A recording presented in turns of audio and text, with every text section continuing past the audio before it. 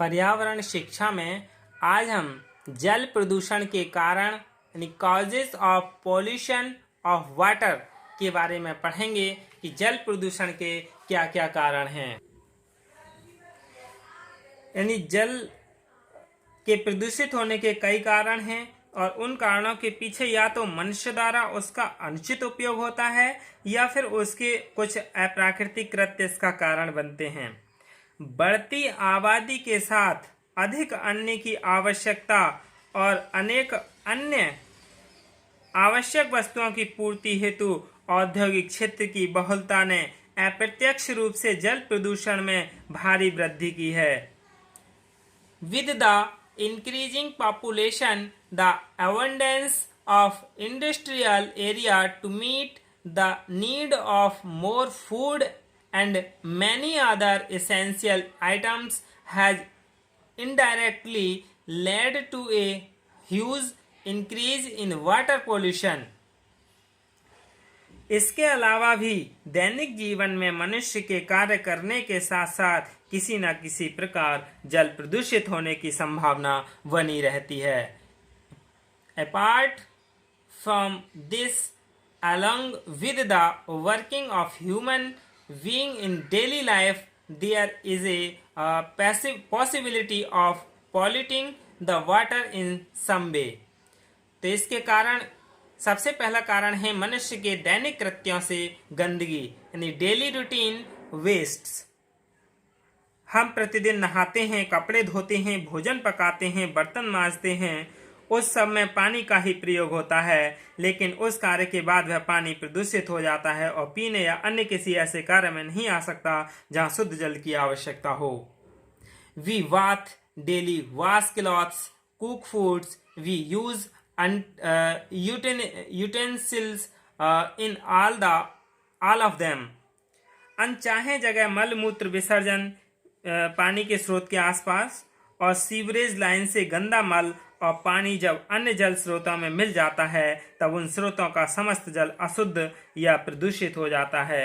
यह जल प्रदूषण का मुख्य और सबसे बड़ा कारण है। दूसरा कारण है औद्योगिक अपशिष्ट एंड इंडस्ट्रियल वेस्ट्स। औद्योगिक इकाइयों द्वारा उपयोग में ले लिए गए जल में अनेक प्रकार के लवण, अम्ल, क्षार, गैसें तथा रसायन घुले होते हैं। The water used by industrial units contains many salts, acid, basis, gases and chemicals. जल में घुले हुए ये औद्योगिक अपशिष्ट सीधे ही इकाइयों से निकलकर नदी, तालाब, झील तथा अन्य जल स्रोतों में प्रवाहित कर दिए जाते हैं, जिनसे मनुष्य, जीव जंतु, वनस्पति सभी जो उस जल का उपयोग करते हैं, यूज करते हैं, वो इफेक्टिव होते हैं यानी प्रभावित होते हैं। बढ़ते औद्योगिकरण के साथ प्रदूषण की वृद्धि की संभावना बढ़ रही है। अगला है अपमार्जक यानी डिटर्जेंट। बढ़ती हुई औद्योगिक प्रगति के परिणाम स्वरूप सफाई के लिए नए नए अपमार्जक बाजार में आ गए हैं। इनका उपयोग भी दिन दिन बढ़ता जा रहा है। When detergent dissolves in water and reach the reservoirs, thin layers of solid particles are formed on the surface of the water. यानी जब अपमार्जक पानी में घुलकर जलाशयों में पहुंचते हैं तो पानी की सतह पर इनके ठोस कणों की पतली परतें बन जाती हैं।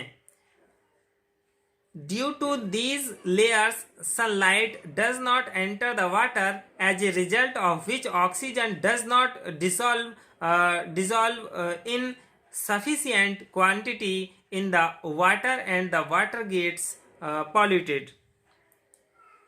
यानी इन परतों के कारण सूर्य का प्रकाश जल में प्रवेश नहीं कर पाता, जिसके कारण परिणाम स्वरूप जल में ऑक्सीजन पर्याप्त मात्रा में नहीं घुल पाती और जल प्रदूषित हो जाता है। ऑक्सीजन की कमी होने से जल जीवों तथा वनस्पति पर हानिकारक प्रभाव पड़ता है। इसके बाद अगला है कि कृषि रसायन यानी एग्रीकल्चरल केमिकल। उत्पादन बढ़ाने के लिए खेतों में रासायनिक खादों का उपयोग प्रतिदिन बढ़ रहा है, यानी सबसे ज़्यादा इन खादों का प्रयोग होता जा रहा है।